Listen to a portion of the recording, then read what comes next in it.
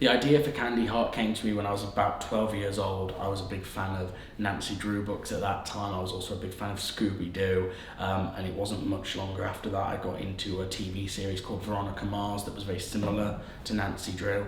I always knew I wanted to do a series with a female protagonist who was also a detective, and over the years that's gone through many different versions. It started as a series of novels. At one point we were going to do a TV series, which just wasn't feasible on the kind of budget that we had.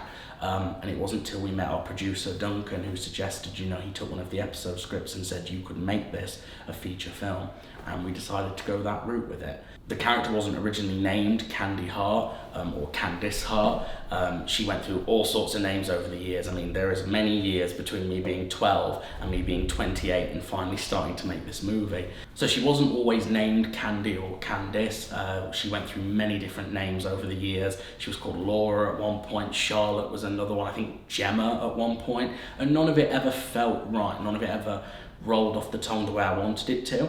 And then last year, I was going through kind of a dark time in my life, and I made friends with this girl called Candice, and one day we were talking, and she was asking me, where do you get the names for your characters from?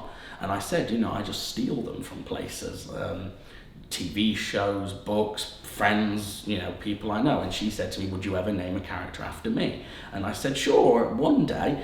And it was a few days later that I suddenly realised it was the perfect name for this teen detective who I had wanted to write about since I was 12 years old.